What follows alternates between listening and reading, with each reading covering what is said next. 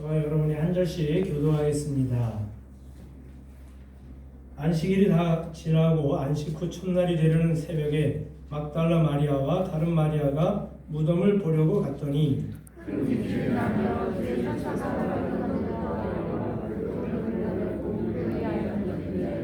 그 형상이 번개 같고 그 옷은 눈같이 희건을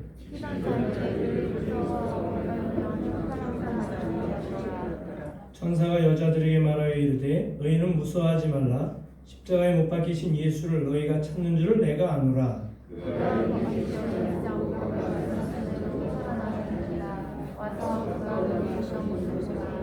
또 빨리 가서 그의 제자들에게 이르되 그가 죽은 자 가운데서 살아나셨고 너희보다 먼저 갈릴리로 가시나니 거기서 너희가 배우리라 하라.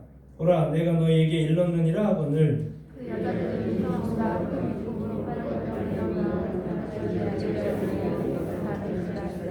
예수께서 그들을 만나 이르시되 평안하냐 하시거늘 여자들이 나아가 그 발을 붙잡고 경배하니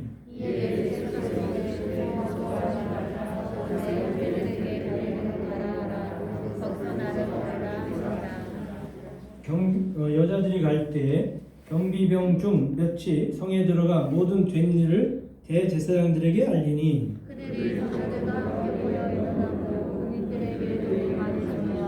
이르되 너희는 말하기를 그의 제자들이 밤에 와서 우리가 잘 때에 그를 도둑질하여 갔다 하라.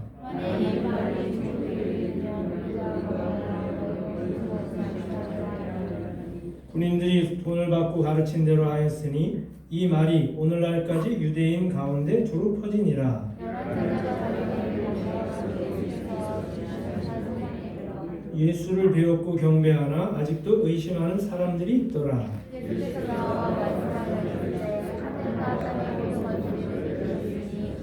그러므로 너희는 가서 모든 민족을 제자로 삼아 아버지와 아들과 성령의 이름으로 세례를 베풀고 내가 너희에게 분부한 모든 것을 가르쳐 지키게 하라. 볼지어다 내가 세상 끝날까지 너희와 항상 함께 있으리라 하시니라. 아멘.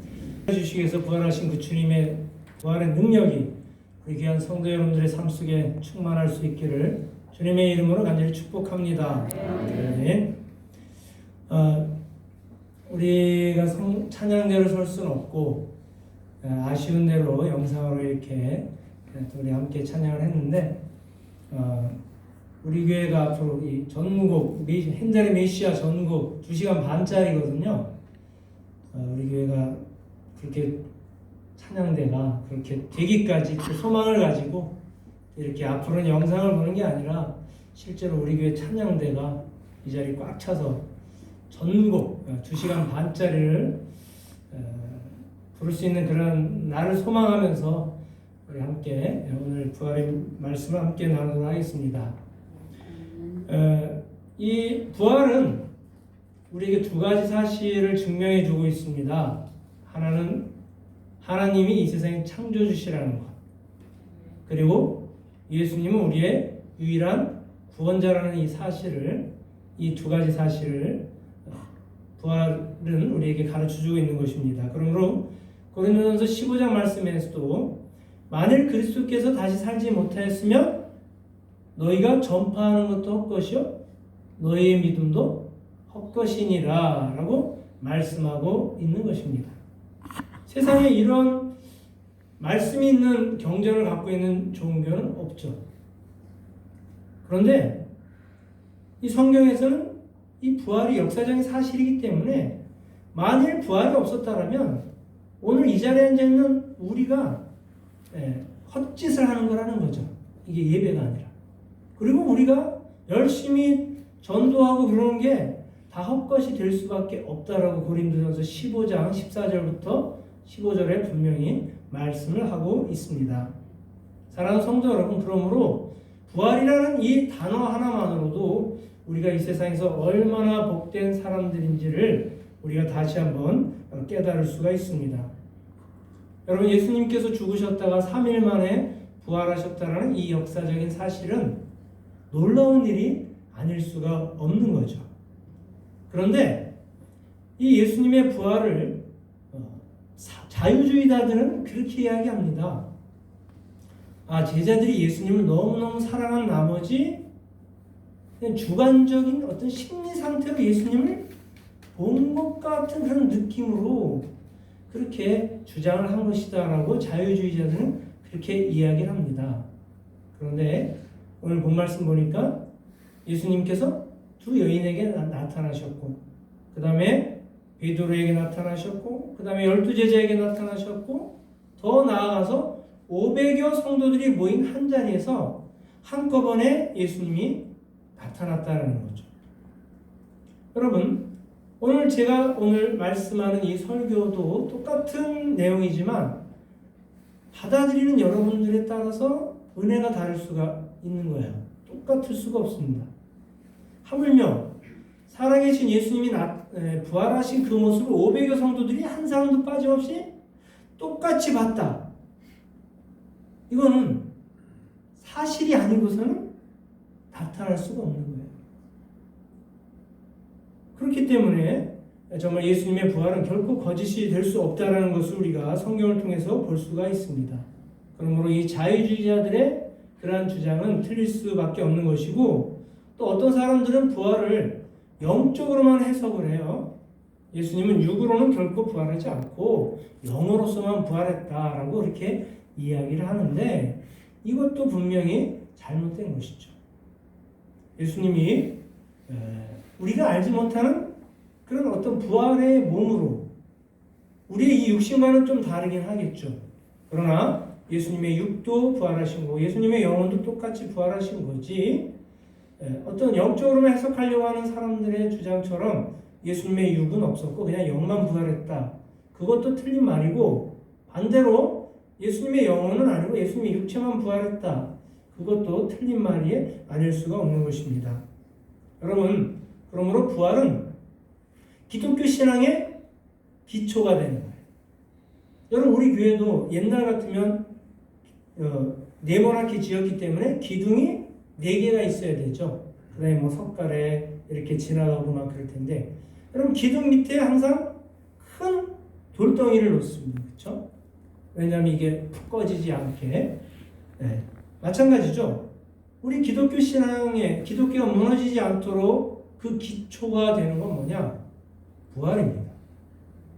어떻게 보면 사람들은 십자가, 우리가 항상 십자가 찬양을 더 많이 부르긴 하지만 십자가만 강조한다면 그 신앙은 오래 가기가 쉽지가 않아요. 힘든 거 참는 것도 한두 번이죠. 그렇죠? 예. 그래서 여러분, 어떤 정말 절망이 있는 분들에게 찾아가서 괜찮아, 힘을 내, 이제 좀 있으면 좋아질 거야, 이 이야기가 처음에는 힘이 되는데 계속적으로 고난이 밀려오면 이 얘기가 위로가 안 돼요. 위로가 될 수가 없습니다. 예수님의 제자들도 마찬가지였죠. 예수님의 제자들이 예수님의 고난 가운데에는 어느 정도 따라왔어요. 근데 예수님 3년째 십자가에 너무나도 무력하게 매달려 돌아가신 그 예수님을 봤을 때 고난에 아주 절정을 다다른 거죠. 그랬을 때 예수님의 제자들은 어떻게 했습니까? 이것도 하나의 고난이니까 우리가 이겨내자, 그랬습니까? 아니에요. 예수님의 제자들 다 예수님을 배신하고 뿔뿔이 흩어져 버렸어요. 고난도 한두 번이지 고난이 계속 밀려와봐요, 이겨낼 장사가 없어요. 신앙인들도 보니까 별다를 게 없는 경우가 가끔 있더라고요. 여러분, 그런데 예수님의 제자들이 언제 변했냐? 부활하신 예수님을 만나고 난 뒤에 변했습니다. 십자가에 달리신 예수님 보면서 제자들이 변했냐? 안 변했어요. 예수님을 배신했어요. 등지고, 내가 믿는 예수님 이렇게 무력하게 세상의 고난 가운데, 세상의 핍박 가운데 이렇게 죽으시는구나. 그리고 믿음 다 내팽개치고 돌이켰습니다. 그러나 부활하신 예수님을 만나고 난 뒤에 제자들은 180도 달라졌죠. 그리고 부활하신 예수님을 만나고 난 뒤에, 오늘 본 말씀이 마태복음 맨 끝장이잖아요. 맨 끝장에 부활하신 예수님을 만난 거잖아요. 그리고 그리고 이제 성경에는 마가복음이 나오지만 그게 아니죠. 사도행전이 시작이 되는 거죠. 자, 그래서 사도행전에 나타난 예수님의 제자들은 어떻습니까? 완전 달라졌잖아요. 결코 죽음을 두려워하지 않습니다. 목배임을 당해도 두려워하지 않고, 온 가죽살이 다 뺏겨져도 두려워하지 않고, 사자굴에 던져져도 두려워하지 않는 그 제자들이 변화된 모습을 우리가 어디서 보냐? 십자가를 뛰어넘는 부활의 능력 속에서 그들이 변화된 것을 우리가 볼 수가 있다는 겁니다. 그러므로 이 부활은 기독교의 든든한 기초가 되는 것이죠. 그러므로 여러분, 부활은 기독교만이 가진 종교예요. 여러분, 타 종교의 고난 이런 거 다 있어요. 타 종교에도 뭐 똑같이 뭐 축복, 은혜, 자비, 은총 이런 단어 다 있습니다. 그런데 다른 종교에 없는 단어, 부활. 부활이 존재하지 않아요. 다른 건 다 똑같아요. 여러분, 천주교 불교는 다 좋은 종교입니다. 다 착한 종교예요. 서로 선을 베풀어라, 자비를 베풀어라 그러지, 너 옆 사람 괴롭혀라, 등쳐먹어라, 사기쳐라, 그런 종교 하나도 없죠. 다 좋은 종교예요. 그러나 문제는 뭐냐? 부활이 없다라는 거죠. 그냥 이 세상에 있을 때 선하고 착하게 살아갈 뿐 죽은 이후에 그들에겐 영생이 존재할 수가 없다는 것이죠. 자, 그렇다면 오늘날 부활을 맞이하는 우리 그리스도인들은 과연 어떻게 살아야 되냐? 이게 중요한 거죠. 부활이 역사적인 사실이라면 그 부활을 믿는 우리 크리스천들은 어떻게 살아야 되느냐? 예수님께서 말씀하신 대로 살아야 되겠죠? 우리 어떻게 살아야 되냐? 오늘 본 말씀에 예수님이 하신 말씀을 들으면 우리가 어떻게 살아야 될지를 깨닫게 됩니다. 여러분, 10절의 말씀을 보니까 이에 예수께서 이르시되 무서워하지 말라. 가서 내 형제들에게 갈릴리로 가라 하라. 거기서 나를 보리라 하시니라. 안식 후 첫날, 오늘 새벽이죠. 오늘 새벽에 막달라 마리아와 다른 여자가 예수님의 무덤에 간 거예요. 근데 갔는데 무덤 문이 활짝 열리고 거기 보니까 형상이 번개같고 그 옷은 눈같이 흰 주의 천사가 나타난 거죠. 그래서 이 여인들이 너희들 빨리 가서 제자들에게 갈릴리로 가라라고 그 주의 천사가 이야기한 걸 듣고 가다가 예수님을 또 만난 거죠. 그래서 예수님께서 얼른 가라, 얼른 가서 12 제자들에게 갈릴리로 가라. 거기서 나를 다시 만날 것이다 라고 가서 전하라 라는 게 오늘 본문 말씀의 그런 내용입니다. 자, 여러분, 갈릴리로 가라. 어디로 가라고요? 갈릴리로 가라는 거죠. 아니, 그냥 여기로 제자들을 부르라 하지 왜 갈릴리로 가라 라고 했을까? 그러면서 16절에 가니까 이제 예수님이 제자들을 만났죠. 그래서 제자들을 만나서 16절에 11제자가 갈릴리에 가서 예수께서 지시하신 산에 이르러. 제자들이 지금 이 여인들의 이야기를 듣고 어디에 갔습니까? 갈릴리로 갔다라는 거죠. 자, 그러면 왜 갈릴리에서 만나자고 했을까요? 이게 중요한 거죠. 뭐 다른 데 만날 장소가 많은데 그냥 이 무덤으로 제자를 오라라고 하실 수도 있고 뭐 다른 데도 있고 아니면 어느 집에 모이라라고 할 수도 있을 텐데 갈릴리로 가라라고 예수님께서 왜 말씀하셨을까? 이게 중요한 거죠. 여러분, 그 갈릴리에서 예수님이 하신 말씀을 우리가 들으면 그것을 알 수가 있는데 19절의 말씀을 보니까 그러므로 너희는 가서, 이게 제자들에게 하신 말씀이에요. 예수님이 제자들에게 나타나서 18절부터 읽어볼까요? 그러면 예수께서 나와 말씀하여 이르시되, 예수님이 갈릴리에 간 제자들에게 나와서 말씀하시죠. 하늘과 땅의 모든 권세를 내게 주셨으니 그러므로 너희는 가서 모든 민족을 제자로 삼아 아버지와 아들과 성령의 이름으로 세례를 베풀고 내가 너에게 분부한 모든 것을 가르쳐 지키게 하라. 볼지어다 내가 세상 끝날까지 너희와 항상 함께 있으리라 하시니라. 아멘. 그렇습니다. 여러분, 제자들이 예수님을 가장 먼저 만난 곳이 어디죠? 갈릴리 바다예요. 그럼 마태복음 맨 앞장이겠죠. 자, 오늘은 마태복음 몇 장입니까? 맨 끝장이에요. 이 마태복음 끝난 다음에 성경 어디가 시작되죠? 마가복음이 아니에요. 마태, 마가, 누가, 요한은 같은 내용이잖아요. 그죠? 네. 그러니까 마태복음 끝나면 사도행전이 나오는 거죠. 여러분, 이거라는 거죠. 예수님이 제자들을 처음 만난 건 갈릴리, 마지막으로 만난 건 갈릴리. 그곳에서 처음에 이야기하셨던 것과 지금 마지막에 말씀하신 내용이 똑같다는 겁니다. 그게 바로 뭐냐? 맨 처음에 부르실 때 내가 너희로 사람 낚는 어부가 되게 하리라 라고 부르셨잖아요. 그리고 지금 마지막에도 너희가 이제 사람 낚는 어부가 되라는 거죠.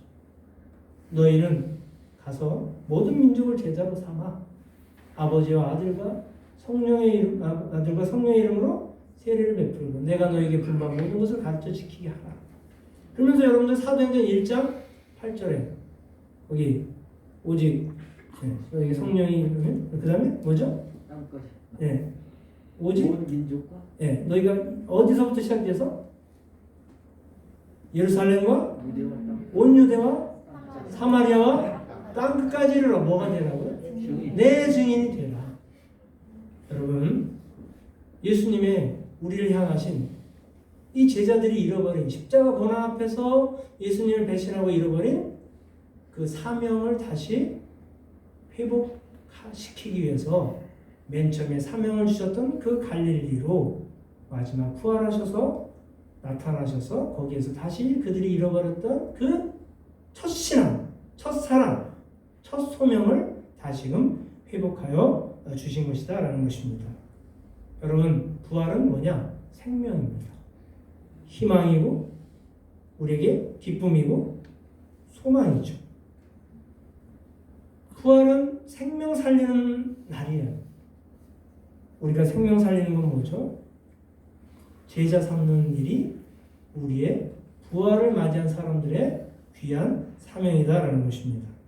그러므로 예수님의 부활은 우리에게 뭘 의미하냐? 전도의 명령인 거죠. 예수님이 왜 부활하셨습니까? 첫 열매예요. 첫 열매면 두 번째, 세 번째, 네 번째 열매가 있을 수 있다는 거죠. 여러분, 예수님이 부활하신 첫 열매고 두 번째 열매는 누구냐? 우리인 거죠. 세 번째 열매는 누구죠? 우리로 인해서 구원받은 영혼. 네 번째 영혼은 그 다음 또 다른 영혼들. 그럼 부활은 우리에게 어떤 명령을 주느냐? 전도의 사명을 회복시켜 주는 것이다라는 것입니다. 그러므로 여러분, 기독교의 설교의 주제는 여러 가지 많겠지만 가장 중요한 주제는 뭐가 되느냐?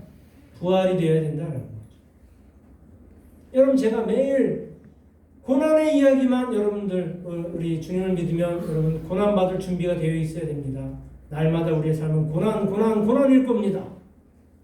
그러면 우리 귀한 성도 여러분들은 믿음이 어느 정도 준비되셨고 또 말씀에 깊이가 있으시기 때문에 우리가 이겨낼 수 있지만 초신자들이나 또 복받기 위해서 교회 나오신 분들은 더 이상 교회 안 나오실 수도 있다라는 거죠. 그러므로 중요한 건 뭐냐? 이 부활이 주제가 되어야 된다는 거예요. 천지창조, 인류 타락, 삼위일체, 재림, 또 신육, 여러 가지 설교의 주제들이 많겠지만 모든 설교의 주제는 뭘로 귀결이 돼야 되냐? 부활, 생명, 기쁨, 이것이 될 수밖에 없다는 것입니다. 여러분, 그러므로 부활에 담겨진 가장 중요한 정신은 뭐냐? 생명이고 이 생명을 살리는 그 가장 중요한 비결은 사랑이라는 거죠. 예수님의 사랑이 없었다면 십자가 존재할 수 없고 예수님의 사랑이 없었다면 예수님만 살아나시지 우리에게 생명을 주실 일이 결코 없다는 것입니다. 여러분, 이단 사이비의 가장 큰 특성이 뭔지 아십니까? 두려움을 주는 거예요. 두려움. 여러분, 오늘 본 말씀에서 예수님이 10절에 보니까 이 두 여인에게 나타나셔서 가장 먼저 하신 말씀이 뭐죠? 무서워하지 말라 하는 거예요. 그리고 부활하셔서 예수님을 배신한 그 제자들에게 가장 먼저 하신 말씀이 뭐냐? 두려워하지 말라, 평안하라라는 거예요. 너희가 배신감과 좌절감에 당황하지 말고, 두려워하지 말고, 무서워하지 말고 평안하라라는 거죠. 그런데 이단 사입의 특성은 뭐냐? 두려움을 줘요. 두려움을 줘서 성도들 올가매고 자유를 없게 만듭니다. 왜냐하면 그래야만 성도들을 쉽게 조종할 수 있기 때문에. 이단과 사입의 특성이 바로 그건 거죠. 그래서 이단 사입이들이 가장 좋아하는 도구, 주제가 뭐냐? 천국과 지옥이에요. 천국과 지옥을 갔다 왔다느니 또 말세, 항상 말세. 그 다음에 늘 종말론. 우리가 종말론적인 신앙을 가져야 됩니다. 그러나 시한부 종말론자들이 돼서는 안 돼요. 근데 이단 사이비들의 특징은 시한부 종말론자들이에요. 날짜를 항상 못 박아요. 그리고 그날이 되면 근데 이제 또 방법이 바뀌었다는 거죠. 여러분, 신천지는 몇 명만 구원문을 받는다고 항상 강조했었죠? 요한계시록에 나오는 14만 4천 명. 14만 4천 명을 채우기 위해서 목숨을 걸고 전도를 시킨 거예요. 근데 지금 신천지가 14만 4천 명이 훨씬 넘었잖아요. 그러니까 이제 넘었으니까 이 사람 중에 또 14만 4천 명만 구원받는다니 서로 경쟁을 시키는 거예요. 또 14만 4천 명에 들어가게끔. 항상 이단들의 특성은 그거예요. 늘 말 바꾸기. 항상 천국과 지옥, 말세, 시한부 종말론. 거기에 진정한 사랑이 있을까요? 없어요. 근데 이단들의 초기의 모습은 사랑이 엄청납니다. 처음에 신천지가 그렇잖아요. 자기네들 절대 드러내지 않잖아요. 여러분들 전도하실 때 나는 새생명교회 교인입니다. 이거 절대 드러내지 않으시나요? 우리는 자랑스럽게 드러내잖아요. 근데 신천지는 절대 드러내지 않습니다. 엄청나게 사랑하고 엄청나게 관계를 맺고 그 다음에 관계가 맺어지면 그 다음에 이제 내가 신천지라는 걸 밝히는 거예요. 그 다음부터는 끊어지기가 쉽지 않아요. 일단 관계가 맺으면 여러분들 한번 사람이 관계 맺으면 내 옆 사람이 살인자가 되고 남을 죽여도 그냥 이해를 하게 돼 있어요. 동조하게 돼 있고 관계가 맺어지고 이게 무서운 거죠. 여러분 이단 사이비들의 특성이 바로 이겁니다. 그래서 처음에는 엄청난 관심과 사랑이 있는 것 같지만 그들을 그 울타리 안에 집어넣은 다음에는 엄청난 착취의 대상으로 이미 세뇌시켰기 때문에 착취를 해도 그냥 그렇게 넘어가더라는 거죠. 여러분 기독교의 부활은 결코 그렇지 않습니다. 부활하셔서 예수님이 제자들을 갈릴리로 가라는 거죠. 너의 일상생활로 돌아가라는 거예요. 너의 일상생활에서 부활의 능력을 가지고 뭘 해라? 사랑을 증거하고 사랑을 베풀고 사랑을 나누면서 살라라는 거예요. 집 팔고 땅 팔고 다 한 곳에 모여서 우리가 모여서 시한부 종말은 이제 얼마 안 남았으니까 다 우리가 찬양하고 기도만 하다가 마지막을 준비하자. 이런 시한부 종말론자들이 아니라는 거죠. 시한부 종말론자들은 현실 세계를 부정해요. 항상 환상만 추구해요. 천국과 지옥 갔다 왔다고 얘기하면 뭐가 대단한 것처럼. 사실 천국과 지옥 갔다 왔다고 하는 사람들 대부분이 다 나중입니까? 거짓말쟁이들 아니에요. 그럼 그것이 알고 싶다 해서 보면 어제도 그 신천지에 대해서 나왔는데 이 신천지에서 그 유재열 이 이만희가 그 따르던 그 교주가 누구냐? 유재열 장막성장. 제천에도 보니까 한두 군데 있었더만요. 지금 뭐 이름만 바꿔서 이렇게 하던데 그 유재열이 이만희에게 고소를 당해갖고 그 다음에 여러 가지 사기죄나 이런 걸로 형을 살고 미국에 갔다 와서 지금 사업가로 변했잖아요. 근데 그 사람이 SBS 그것이 알고 싶다 거기에 이제 SBS에서 뭐 이런 거 질문을 던지니까 거기서 유재열이 어제 편지를 보낸 거잖아요. 자기 직접 매스컴을 타긴 그렇고 자기가 예전에 만든 그 교리는 다 뻥이었다고, 다 거짓말이었다고. 어제 나왔잖아요. 그러면서 지금 자기는 지금 회개하고 살고 있다고. 네. 하나님 믿는 건 아니지만 자기가 만든 그 교리가 다 거짓말이었고 사기였고 그랬다면서 SBS에 보내는 거죠. 지금 그걸 이만희가 똑같이 하고 있는 거예요. 그들은 현실 세계를 부정합니다. 항상 환상에만 얽매여 살아요. 그러나 우리 그리스도인들은 뭐냐? 현실 세계로 들어가는 거예요. 너의 가정에서, 너의 일터에서, 너의 일상생활에서 사랑을 여야지 베풀면서 살아가라라는 거지.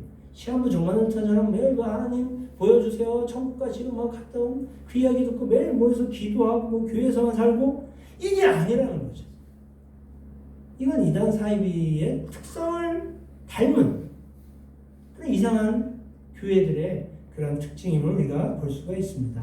여러분, 부활의 능력은 뭡니까? 예수님이 오늘 우리가 너의 가정을 보라. 너의 가정을 살리라는 거예요.